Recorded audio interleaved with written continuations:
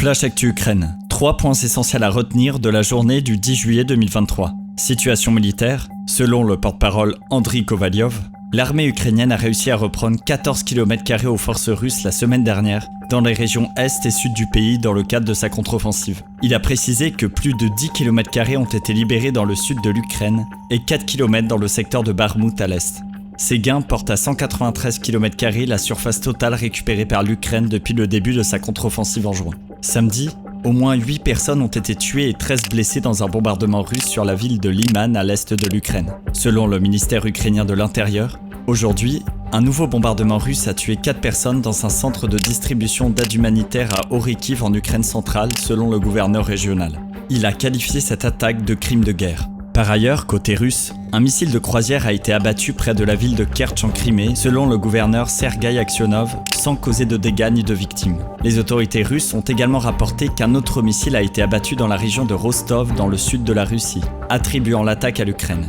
Bien qu'il n'y ait pas de blessés, certains bâtiments ont été partiellement endommagés. Selon le rapport de la mission de surveillance des droits de l'homme de l'ONU en Ukraine, le nombre total de victimes civiles en Ukraine s'élève à 25 170, dont 9 177 morts et 15 993 blessés. Le rapport mentionne également que le Haut Commissariat des droits de l'homme a reçu des informations sur 22 victimes civiles en Crimée, occupée par la Russie et à Sébastopol. Parmi elles, 5 hommes et une femme ont été tués et 16 personnes ont été blessées. Soutien militaire. Les États-Unis ont approuvé l'envoi d'obus de 155 mm à sous-munitions, appelés DPI-CMS en Ukraine malgré leurs controverses. Ces projectiles dispersent de petites bombes sur une large zone, les rendant efficaces contre les concentrations de troupes russes et leurs fortifications. Cependant, les sous-munitions non exposées peuvent représenter un danger pour les populations civiles à long terme. Bien que critiquées par certaines ONG et interdites par de nombreux pays, plusieurs spécialistes militaires soutiennent que cette décision pourrait renforcer l'effort de guerre ukrainien en compensant le manque de munitions. Cela pourrait avoir un impact significatif sur la campagne de bombardement menée par l'Ukraine. En ce sens, le président allemand Frank-Walter Steinmeier a déclaré qu'il ne faut pas bloquer les États-Unis dans leur volonté de fournir des bombes à sous-munitions à l'armée ukrainienne malgré l'opposition de l'Allemagne à ces armes. Il a souligné que si l'Ukraine n'a plus les moyens de se défendre, cela entraînerait la fin du pays.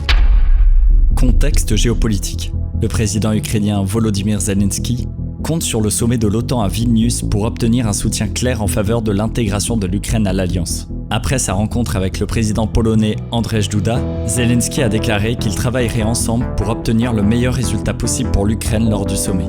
Le président turc Recep Tayyip Erdogan et le premier ministre suédois Ulf Kristersson se réunissent à Vilnius pour discuter de l'adhésion de la Suède à l'OTAN, bloquée pour le moment par Ankara. 5 commandants du régiment Azov ont été rapatriés en Ukraine à bord de l'avion du président Zelensky en provenance d'Istanbul. Ces hauts gradés avaient été capturés par la Russie avant d'être transférés en Turquie. Le Kremlin a dénoncé cette action comme une violation des accords entre les 3 pays. Affaire à suivre, à demain.